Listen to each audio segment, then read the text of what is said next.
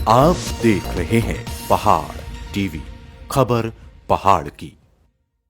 उत्तराखंड में हावी नौकरशाही के चलते सरकार की व्यवस्थाएं हवा हवाई होती जा रही हैं। जी हां, सही सुना आपने। ये दावा हमारा नहीं बल्कि सरकार में मौजूद मंत्री का ही है। मंत्री मदन कौशिक गुस्से में एक ऐसा सच उगल गए जिसे सरकार की हवा हवाई व्यवस्थाओं पर सवाल उठने लाजमी है।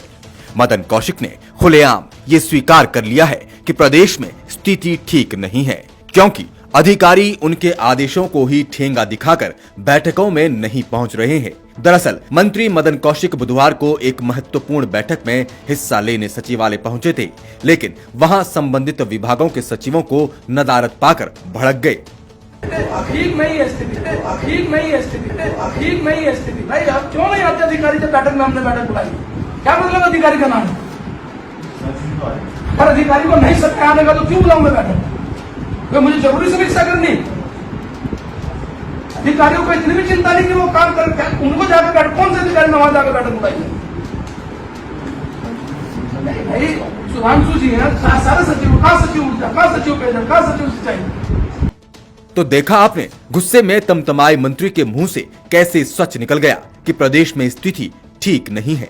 सरकार के एक वरिष्ठ मंत्री ने खुद ही कबूल कर लिया कि स्थिति ठीक नहीं है, तो इससे आप साफ साफ अंदाजा लगा सकते हैं कि जनता की स्थिति क्या होगी। वर्तमान हालातों की अगर बात करें तो काफी चिंताजनक हालात है।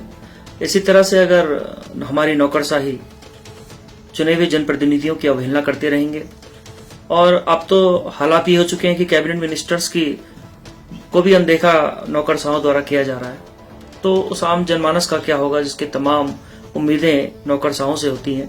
और अगर नौकरशाह इसी तरह से आम समस्याओं को, चुने हुए जनप्रतिनिधियों को, उनकी बातों को अनसुना करते रहेंगे, तो राज्य आप सोच सकते हैं कि किस दिशा में जाएगा।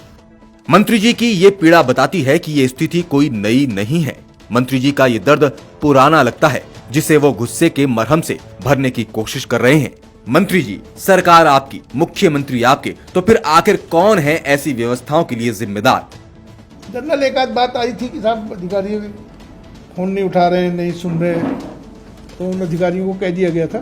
लेकिन ये जो 2-3 प्रकरण आए हैं, चाहे वो यशपाल जी का हो, चाहे शुक्ला जी का हो, चाहे मदन जी का हो, ये बहुत ही गंभीर है। और मैं माननीय मुख्यमंत्री जी से बात करने वाला हूँ, आज ही बात करूँगा, और मैं उनसे कहूँगा कि इसमें बहुत सख्त कार्रवाई की आवश्यकता है, नहीं तो आगे सिस्टम बिगड़ जाएगा। तो क्या ये मान लिया जाए कि सरकार का ढीलेंद्र रवैया ही इसके लिए असली जिम्मेदार है? क्योंकि जब अमन मणि प्रकरण में सूबे के मुख्यमंत्री के मुंह से 2 शब्द भी नहीं फूटे, तो साफ जाहिर हो गया था कि नौकरशाही के सामने इनकी एक नहीं चलती। आज तक अमन मणि प्रकरण में अमन मणि का पास जारी करने में मुख्य भूमिका निभाने वाले प्रमुख नौकरशाह ओम प्रकाश पर सूबे के मुख्यमंत्री चुप क्यों बैठ रहे हैं, ये भी बड़ी हैरान कर देने वाली बात है। उत्तराखंड सरकार में बहुत सही नहीं चल रहा है। आज एक बयान आया है मदन कौशिक जी का कि बैठक में अधिकारी नहीं पहुंचे और वो बड़े नाराज होकर वापस बैठक छोड़कर चले गए।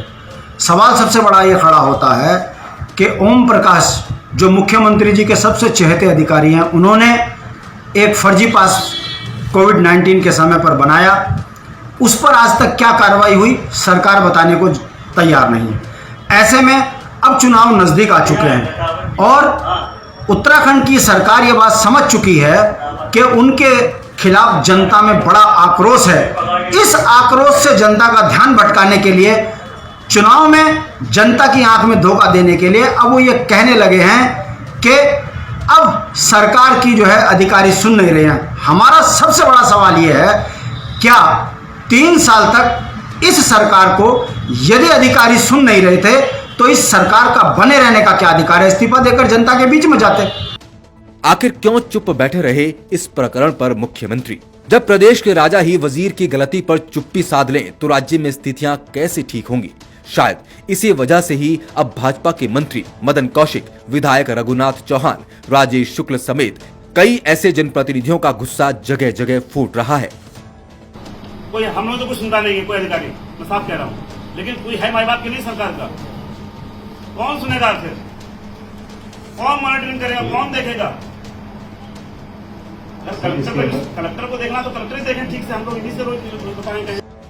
वहीं शिक्षा मंत्री अरविंद पांडे की भी अफसर एक नहीं सुन रहे हैं। इस बात का खुलासा सरकारी कोटे से डीएलएड कर चुके एक छात्र ने किया, जो अपनी नौकरी के लिए मंत्री अफसर के चक्कर लगा लगा कर थक गए हैं। लेकिन नौकरशाही एक कान से सुनती है और दूसरे से निकालती है। इससे आप साफ अंदाजा लगा सकते हैं कि इन युवाओं के लिए नौकरशाह कितने गंभीर हैं।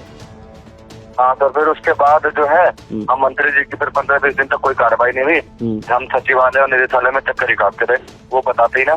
लगभग 1 महीना हो गया, वहाँ पर कोई कार्रवाई नहीं हुई हमारे लिए।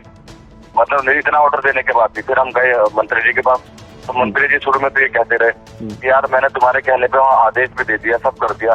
फिर कई बार वो गुस्सा हो गए, यार मैंने वहाँ ऑर्डर तो दे रखा है, अब मैं क्या कर सकता हूँ उसमें। मतलब सर बात वही हो गई, इनकी कोई बात सुनता ही नहीं हुआ। अब आप खुद ही अंदाजा लगा लीजिए कि प्रदेश में स्थितियां कितनी बेकाबू हैं, कि सत्ता दल के विधायक ही सरकार के ढीलेंद्र रवैये से हताश, निराश और परेशान हैं। सूत्र बताते हैं कि खुद भाजपा के कई कार्यकर्ता भी पार्टी के सत्ता में होने के बाद भी हताश महसूस कर रहे हैं और उनका गुस्सा गाहे बगाहे फूटता रहता है। त्रिवेंद्र सरकार यदि समय रहते इन ढीलेंद्र व्यवस्थाओं को पटरी पर ना ला पाई तो 2022 के विधानसभा चुनाव में कार्यकर्ताओं के सामने एक बड़ी चुनौती होगी। ब्यूरो रिपोर्ट, पहाड़ टीवी।